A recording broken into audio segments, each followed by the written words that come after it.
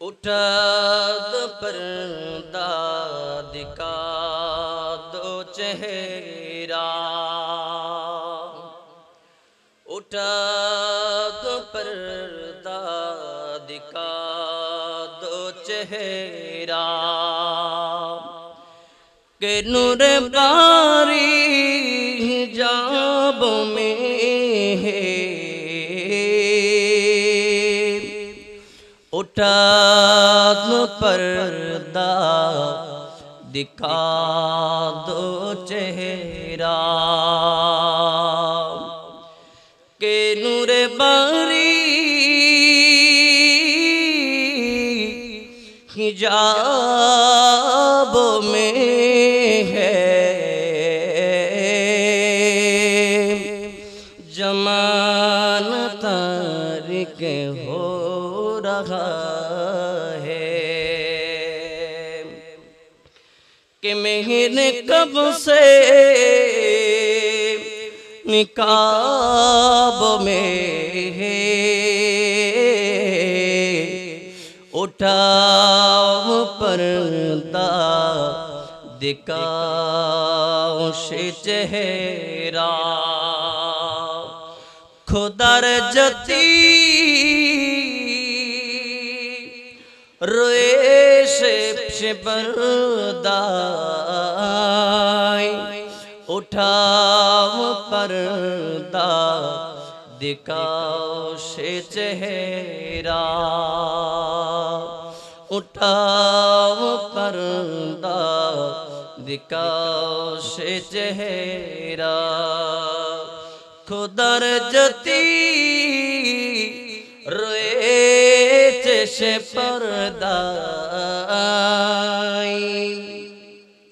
जगत आधारे डूबे डूबे हाय, जगत आधारे डूबे डूबे हाय, কত কালার চাঁদ চেহারা লুকাই, উঠাও পর্দা দেখাও সে চেহারা।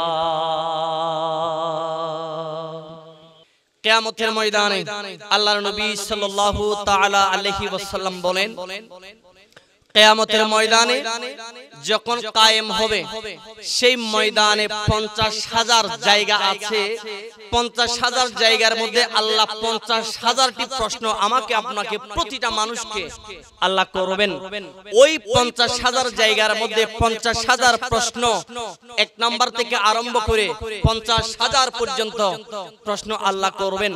যতক্ষণ পর্যন্ত একটা একটা প্রশ্নের জবাব দিতে না পারবো ততক্ষণ এক নাম্বার প্রশ্ন ফেলে 2 নাম্বার প্রশ্নে যাবার কোনো সুযোগ সেই দিন থাকবে। সর্বপ্রথম যে হিসাব দিয়ে আল্লাহ কিয়ামতের ময়দান শুরু করবেন সেটার নাম হলো নামাজ। জোরে বলেন সুবহানাল্লাহ। সেটার নাম কি? জোরে বলেন সেটার নাম। আল্লাহর নবী বলেন, আউয়ালু মা ইউহাসাবু বিহিল আবদি ইয়াউমাল কিয়ামাতিস সালাহ। কিয়ামতের ময়দানে সর্বপ্রথম যেটার হিসাব হবে সেটা হলো নামাজের হিসাব। কথা বলেন ঠিক না বেঠিক? হাজার ধরনের যুবক আছে, গাড়ি চালায়, ব্যবসা করে, বিদেশ করে, দিন মজুরের কাজ করে, হাজার ধরনের প্ল্যান মাথায় নিয়ে সারাটা দিন পার করে দিচ্ছি। জীবনের রুটিন সব ঠিক আছে, কিন্তু আমার আপনার জীবনের রুটিনের মধ্যে নামাজটা এখনো ঢুকাইতে পারি নাই। কথা বলেন ঠিক না বেঠিক? আল্লাহ রাব্বুল আলামিন কোরআনে কারীমের মধ্যে 30 পারা কালামুল্লাহ শরীফের মধ্যে নামাজের কথা বলতে বলতে 83 বার পর্যন্ত বলেছেন, আকিমুস সালাত আকিমুস সালাত আকিমুস সালাত। বান্দারে 5 ওয়াক্ত নামাজ তুমি আদায় করো। 1 ওয়াক্ত নয়, শুধু শুক্রবারে 2 রাকাত নয়, প্রতিদিন 5 ওয়াক্ত নামাজ আদায় করা আমার আল্লাহ কোরআনে কারীমের মধ্যে ফরজ করে দিয়েছেন। বলেন সুবহানাল্লাহ। জোরে বলেন না সুবহানাল্লাহ। একদিন হযরত ইব্রাহিম খলিলুল্লাহ আলাইহিস সালাম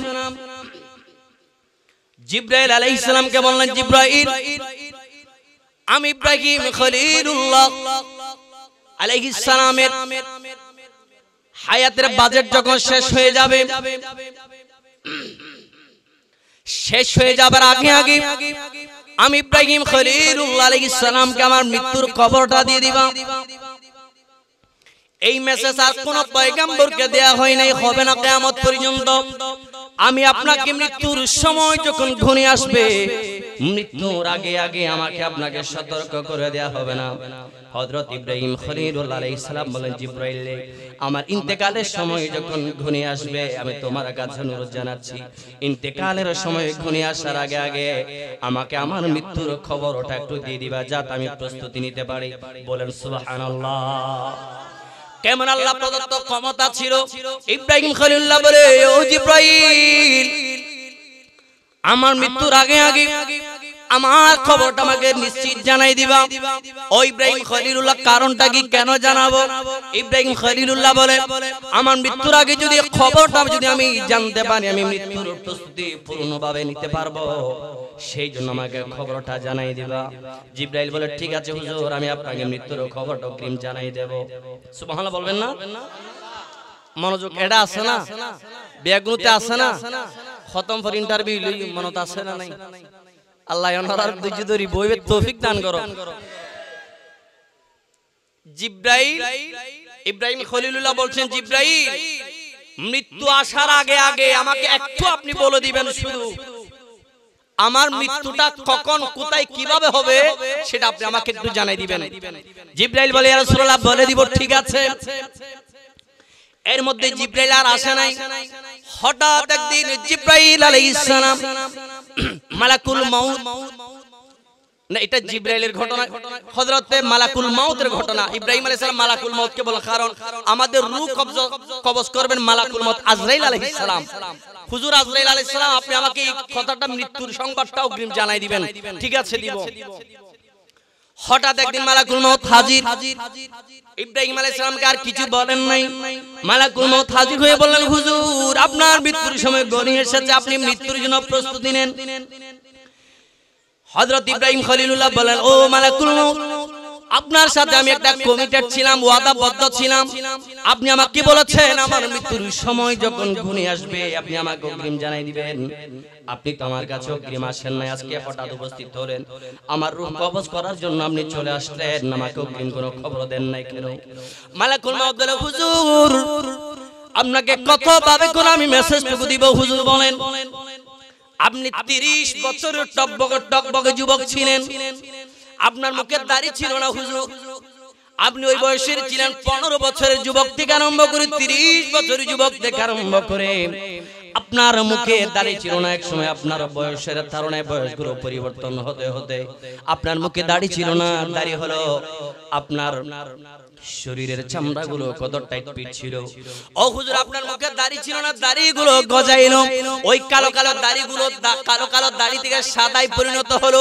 আপনার শরীরের টকবগে চামড়াগুলো কত টাইট ফিট, চামড়াগুলো টাইট ফিট থেকে ঢিলে ঢালা হয়ে গেল। হুজুর, আপনার মাথার চুলগুলো কালো কালো ছিল, ওই কালো কালো থেকে বয়সের কারণে আপনার চুলগুলো কালো থেকে সাদা হয়ে পেকে গিয়েছে। এই কালো চুল থেকে সাদা হয়ে যাওয়া, টকবগে যুবক থেকে বৃদ্ধ হয়ে যাওয়া, এই সব কিছু এক একটা মৃত্যুর দিকে ধাবিত হবার এক একটা আলামত ছিল। কথা বলেন ঠিক না বেঠি? মুখে দাড়ি উঠে না, একসময় দাড়ি উঠে যাবে, দাড়িগুলো কালো থাকবে, দাড়িগুলো পেকে যাবে। এই পাকা দাড়িগুলো একসময় ঝরে ঝরে পড়ে যাবে, মাথার কালো কালো চুলগুলো পেকে সাদা হয়ে যাবে। এই কালো চুল থেকে সাদা হয়ে যাওয়াটা এক একটা মৃত্যুর আলামত। ঠিক না বেঠি? এই শরীরের টাইট ফিট চামড়াগুলো ঢিলে ঢালা হয়ে যাওয়াটা মৃত্যুর এক একটা আলামত। আমরা সবাই জানি মৃত্যু একদিন নিশ্চিত, সময়টা অনিশ্চিত। এই জন্য আমার আল্লাহ কোরআনে বলে দিয়েছেন, বান্দারে, জীবনকে যদি সাজাইতে চাও, জীবনকে যদি আল্লাহর নবীর আদর্শে যদি আদর্শবান করাইতে চাও, সাজাইতে চাও, 5 ওয়াক্ত নামাজের কোনো বিকল্প আছে নাকি? কথা বলেন, আছে না? নামাজের কোনো বিকল্প নেই। আল্লাহর কোরআন সাক্ষী দেয়, আকিমুস সালাত, আকিমুস সালাত, আকিমুস সালাত। ও বান্দা বান্দির নামাজ একদিন, 2 দিন, 3 দিন নয়, শুক্রবার একদিন নয়, শুধু ঈদে কুরবানে একদিন নয়, প্রতিদিন 5 ওয়াক্ত নামাজ ফরজ করে দিয়েছেন কে? সারা পৃথিবীর সমস্ত মাহফিল এক পাল্লায় দিলাম, আর নফল নামাজের এক রাকাত এক পাল্লায় দিলাম। ওই নফল নামাজের একটা রাকাত পৃথিবীর সমস্ত মাহফিল থেকে ওই নফল নামাজের এক রাকাত, এটাই আল্লাহর দরবারে শ্রেষ্ঠ। জোরে বলেন সুবহানাল্লাহ। একদিন জিবরাইল বলেন, হুজুর আল্লাহকে বললেন, আল্লাহ আমার নামাজ পড়তে মন চাইছে, আমাকে অনুমতি দেন, আমি 2 রাকাত নামাজ পড়ব। কয় রাকাত? জোরে বলেন না, কয় রাকাত? শুধু 2 রাকাত নামাজ পড়ার জন্য জিবরাইল আমিন আলাইহিস সালাম আল্লাহর দরবারে অনুমতি জানালেন। আল্লাহ অনুমতি দিলেন, ও জিবরাইল যাও যাও 2 রাকাত নামাজ আদায় করবে, করো। আল্লাহর কুদরতের দরবারে, আল্লাহর কুদরতি দপ্তরে জিবরাইল আমিন 2 রাকাত নামাজ আদায়ের জন্য দাঁড়িয়ে গেলেন। জিবরাইল নামাজ আদায় শুরু করলেন। 2 রাকাত নফল নামাজের নিয়ত বেঁধে নামাজ আদায় করতে, নিয়তটা বাঁধার পরে 2 রাকাত নামাজ আদায় করতে সময় লেগেছে 40,000 বছর। জোরে বলুন সুবহানাল্লাহ। কয় হাজার বছর? 40,000 বছর সময় ধরে 2 রাকাত নফল নামাজ আদায় করেছেন। নামাজ শেষে আসসালামু আলাইকুম বলে জিবরাইল যখন সালাম ফিরাইলেন, আল্লাহ বললেন, জিবরাইল নামাজ পড়েছো? আল্লাহ হ্যাঁ পড়েছি। কয় রাকাত? বলে 2 রাকাত। সময় কতদিন লেগেছে? বলে আল্লাহ 40,000 বছর। আল্লাহ মেসেজ, জিবরাইল আখিরি জামানার মধ্যে আমি এমন একজন ইমামুল আম্বিয়া পাঠাবো, ইমামুল মুরসালিন পাঠাবো, নবীদের সরদার পাঠাবো, সমস্ত নবীদের ইমাম পাঠাবো, যেই নবীর উম্মত হবার জন্য অনেক নবীও আল্লাহর দরবারে দরখাস্ত পেশ করেছেন। জোরে বলেন সুবহানাল্লাহ। ও জিবরাইল, ওই আখিরি নবীর এমন কতগুলো ভাগ্যবান উম্মত হবে, ফজর ওয়াক্ত যখন হয়ে যাবে, ইমাম সাহেব যখন মসজিদের মাইকের মধ্যে বলবে, আসসালাতু খায়রুম মিনান নাওম, ও আমার বান্দা বান্দি জেনে রাখো, জেনে রাখো, ঘুম থেকে নামাজ উত্তম। বলেন সুবহানাল্লাহ। আসসালাতু খায়রুম মিনান নাওম বলে যখন ইমাম সাহেব আযানের মধুর ধ্বনিতে ডাকটা দিবেন, যেই বান্দা বান্দির ঘুমটাকে ফেলে দিয়ে যখন আল্লাহর ভয়টা কলবের মধ্যে নিয়ে ওযু করে 2 রাকাত সুন্নাত নামাজ আদায় করবে। 2 রাকাত সুন্নাত। ফজরের নামাজ কয় রাকাত? হনা হয় রাহাত। হয়তো যদি নফরিতা তাহলে এন বছর সানাই, যদি মাঝে মধ্যে হইতো নাকি সসাতে তৈরি তাহলে হতে ডলার দে। ফজরের নামাজ ফরহাত, 2 রাকাত সুন্নাত, 2 রাকাত। যেই বান্দা বান্দিনী ফজরে 2 রাকাত ফরজ নামাজের আগে সুন্নাত আদায় করবে, এই 2 রাকাত সুন্নাত নামাজের গুরুত্ব কত বেশি জানেননি? আল্লাহর দপ্তরে জিবরাইল 2 রাকাত নফল নামাজ আদায় করেছেন, 40 বছর সময় লেগেছে। আল্লাহ বলে, জিবরাইল তোমার 40 বছর ধরে আদায় করা 2 রাকাত নফল নামাজের চাইতে আমার আখিরি নবীর উম্মতের 2 রাকাত ফজরের ফরজের পূর্বে 2 রাকাত সুন্নতের নামাজ অনেক বেশি দামি বানিয়ে দিলাম আমি আল্লাহ। আর একটু জোরে বলেন সুবহানাল্লাহ। যদি বাবারা বন্ধুরা, যদি ফরজের আগে 2 রাকাত সুন্নতের যদি এই গুরুত্ব হয়, ফরজের গুরুত্ব কত বলার আর কোনো অবকাশ রাখে না, ঠিক না বেটি? এই জন্য বলে নামাজ পড়ার দরকার আছে না নাই? আল্লাহর নবীর যুগে একজন ব্যক্তি সাহাবী হতে পারে। আমি যে কিতাব থেকে ঘটনাটা দেখেছিলাম, হয়তো আমার দেখার মধ্যে একটু সন্দিহান থাকতে পারে, ঘটনাটা সত্যি। তিনি সাহাবী ছিলেন, নামাজের ব্যাপার বড় উদাসীন ছিলেন, মারা গিয়েছেন। সেই ব্যক্তির জানাজা পড়ার জন্য আল্লাহ নবীকে দাওয়াত দেওয়া হলো, রাসূল অমুক ব্যক্তি মারা গিয়েছে, আপনি যদি নামাজের ইমামতিটা করতেন, ব্যক্তিটার কবরের আযাব আল্লাহ পাক চাইলে maaf করে দিতে পারেন। জোরে বলুন সুবহানাল্লাহ।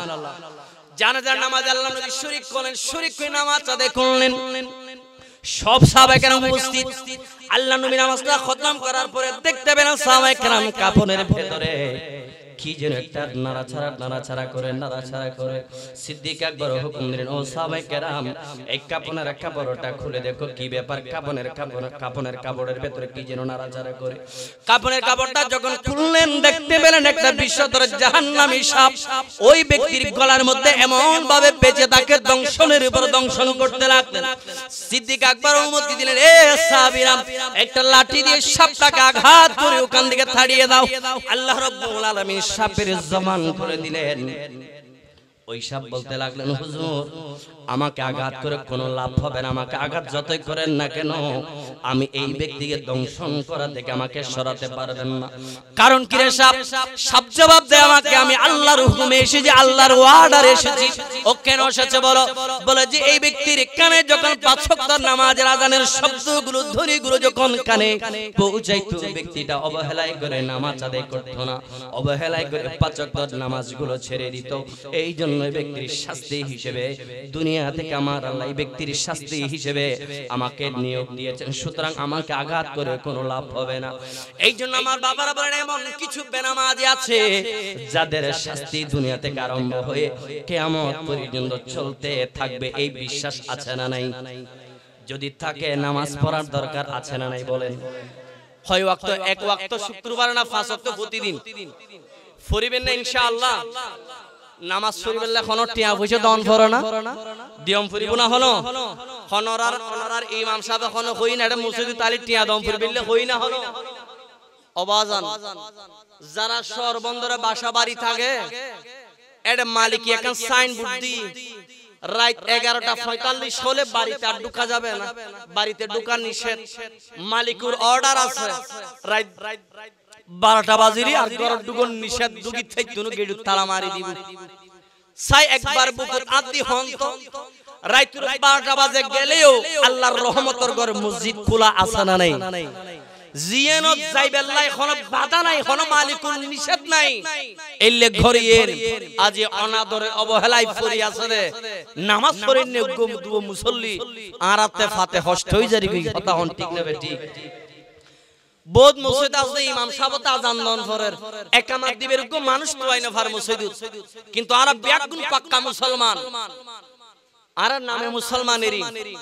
এই শিরায় শিরায় রক্তে রক্তে মিশে গেছে শয়তান, এই যুগের নামের মুসলমান আমরা, এই যুগের নামের মুসলমান, ঠিক না বেটি?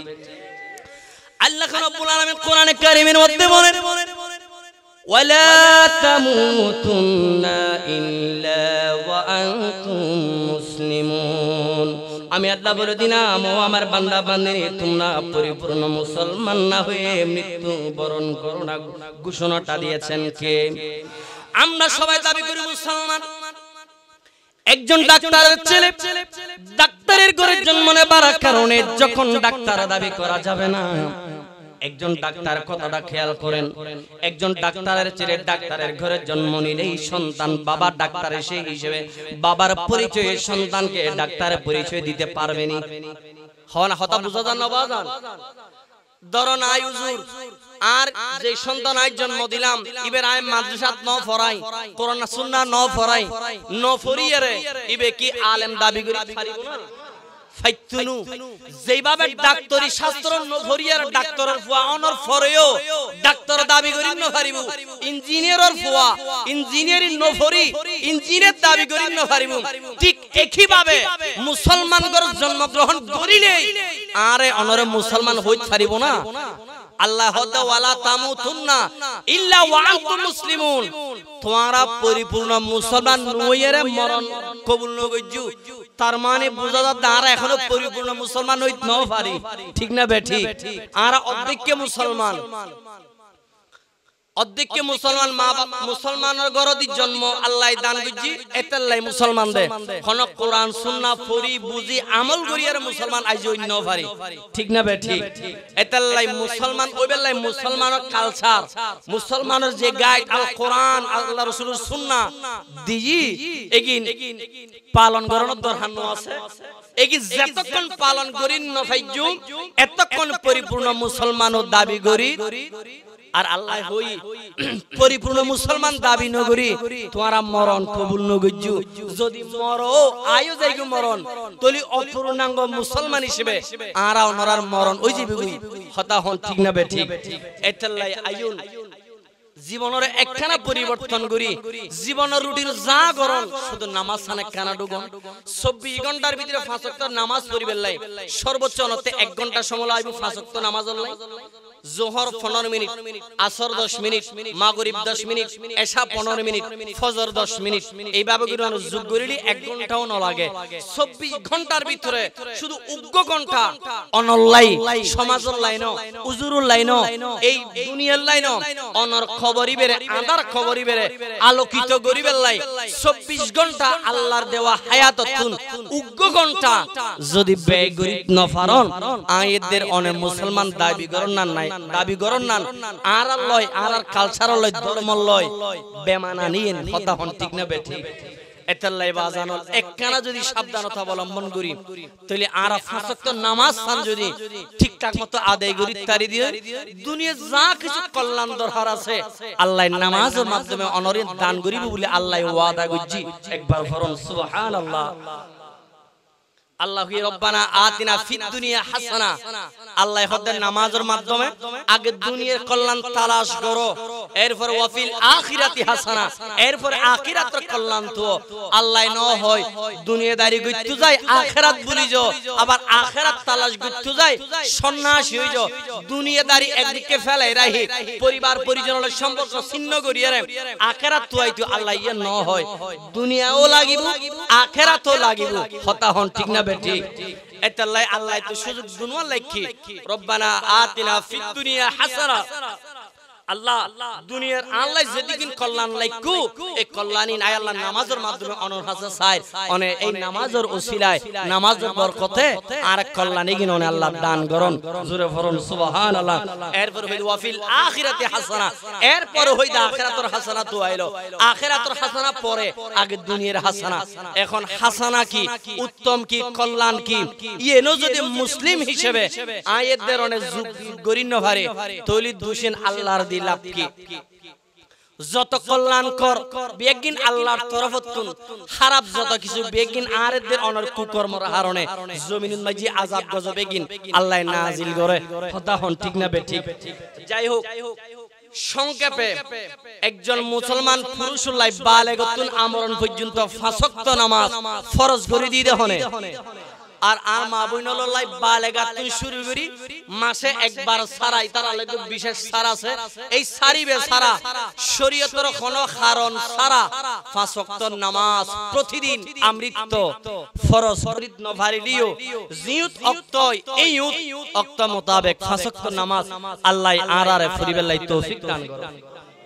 একানা জোরে হন না আমিন। অনারতে জোরনি এক কোলি নাত ফেলে গুছাইবেন না, হলো গুছাইবেন না, নাত তুনিবেন না ওনারা, হাত তুসিবাই আছে না, তুসিবা বহু সুন্দর সুন্দর করে নাত তুনি ওনারা। যাই হোক, আমরা একটা বাজিয়ার কোন আলোচনা প্রায় শেষের দিকে, শুধু এক কলি ফুরি। আজ কেন বিলম্ব মনে তয়ালে নবীর জিয়ারত, গেলে বুঝবি মদিনাটা আসলে জান্নাত। আজ কেন বিলম্ব মন দয়ালে নবীর জিয়ারত, গেলে বুঝবি মদিনাটা আসলে জান্নাত। সালাত নিয়া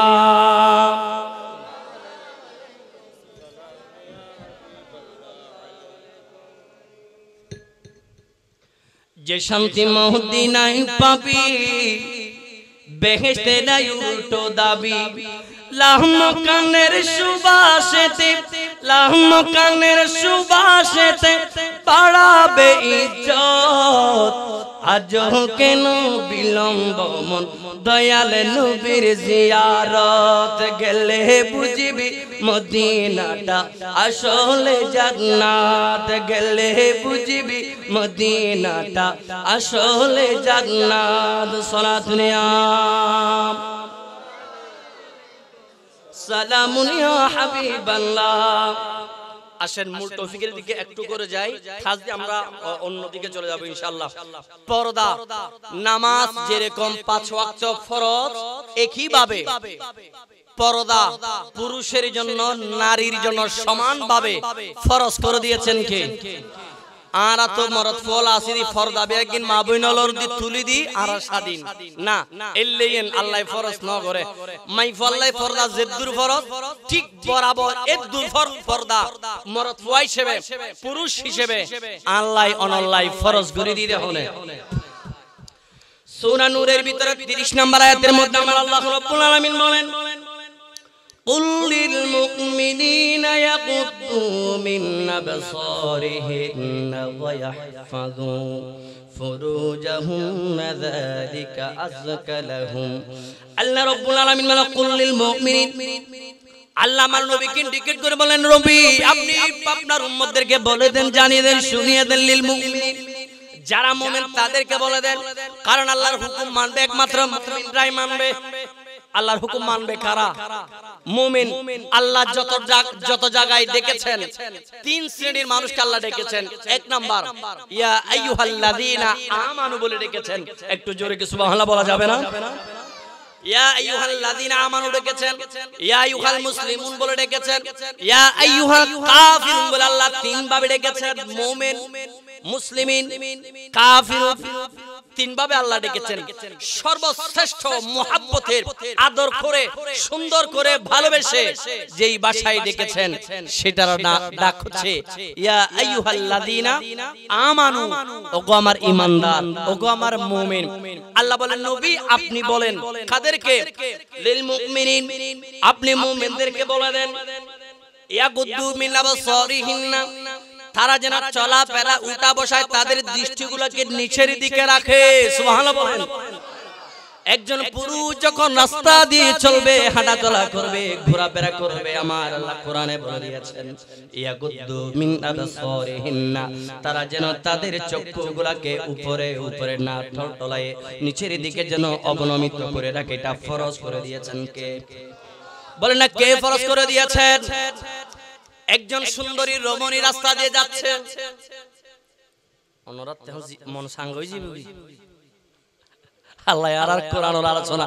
মন দিও নি বললাই তৌফিক দান একদম আমিন হোক আর রাস্তা দিয়ে আডি না নোয়াডি যদি কোনো সুন্দর মেয়েকে একটু দেখিয়ে দেয় হয় ও মারে এত সুন্দর ফাঁকি আল্লাহ কেনে বানাইলো প্রয়োজনে জীবন যাইব যদি মাগারিকে তো চোখ সরাইতাম না এলে বোধ নেকার মর্ত আছে না নাই আজ কি পরিমাণে আছে বলে হস চিন্তা করুন আল্লাহ কোরআনে সাবধান করে দিয়েছেন নবী আপনি বলে দেন লিল মুমিনিন মুমিনদের জন্য বলে দেন ইয়াগুদ্দু মিন আবসারিহিন্না তারা যেন তাদের দৃষ্টিগুলোকে নিচের দিকে রাখে এটা আমার আল্লাহ ফরজ করে দিয়েছেন শুধু তা নয় ওয়াহফাজু ফুরুজাহুন্না তাদের যৌবনের হেফাজত যেন তারা করে তাদের লজ্জাস্থানের হেফাজত যেন করে এটা আল্লাহ ফরজ করে দিয়েছেন যেইভাবে করে চোখের হেফাজত করা ফরজ ঠিক তেমনি ভাবে করে নিজের যৌবনের হেফাজত করা নিজের লজ্জাস্থানের হেফাজত করা এটাও আমার আল্লাহ ফরজ করে দিয়েছেন বলেন সুবহানাল্লাহ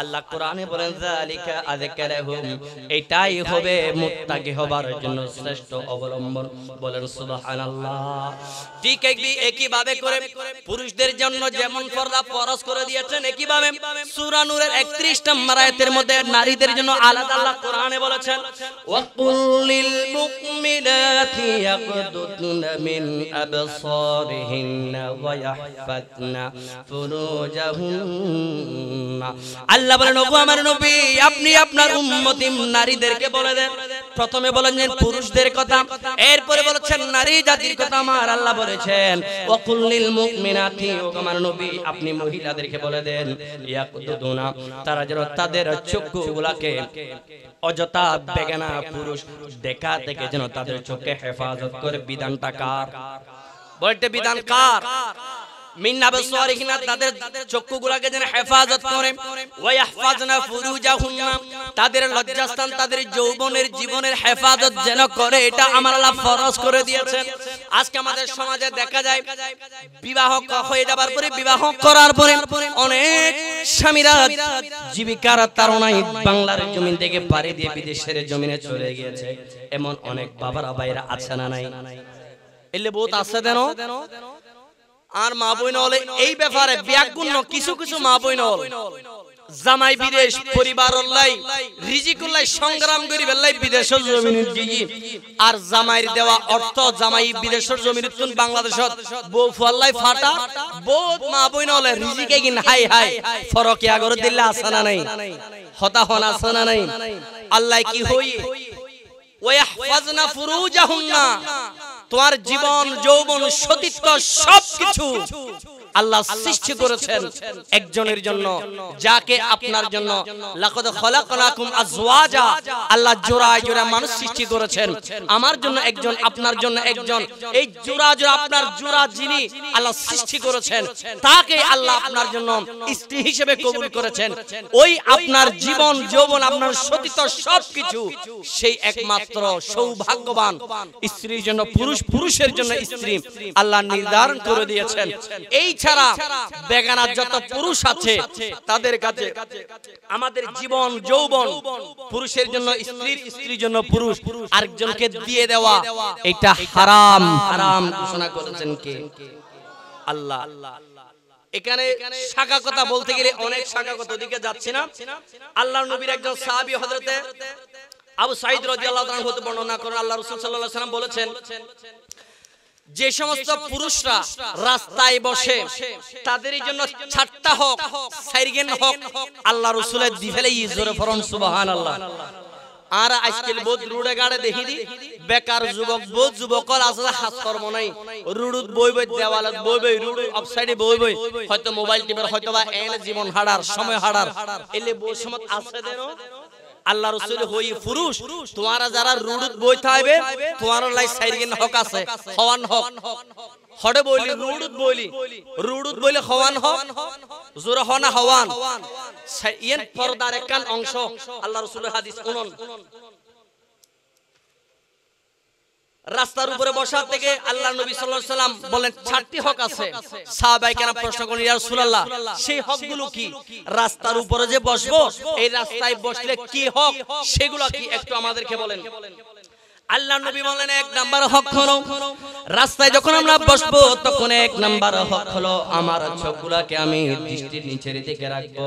যত মানুষ রাস্তা দিয়ে চলাচল করুক না কেন, ওই মানুষদের দিকে যেমন তেমন ভাবে নজর নিয়ে তাকানো যাবে না।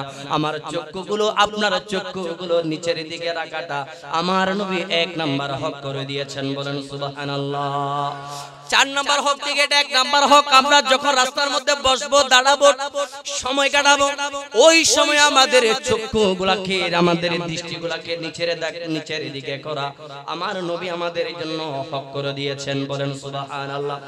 2 নাম্বার আল্লাহর নবী বললেন, রাস্তা দিয়ে বসলে, রাস্তা দিয়ে হাঁটলে, চলাফেরা করলে, অহেতুক বসে থাকলে যে সমস্ত পুরুষগুলো চলাচল করবে, যে সমস্ত মানুষগুলো চলাচল করবে, ওই সমস্ত মানুষদেরকে সালাম দেওয়া আমার নবী হক করে দিলাম, বলেন সুবহানাল্লাহ। সালাম আরব মানুষের সালাম দি না, আর ডলে যদি কোন হুজুর পড়ে কত আই হুজুর আর সালাম দিব না, কিলে সালাম দিতাম, এলে বহুত খেয়াল আরা গরি না গরি, ইয়েন আল্লাহর নবীর সুন্নাত নয়।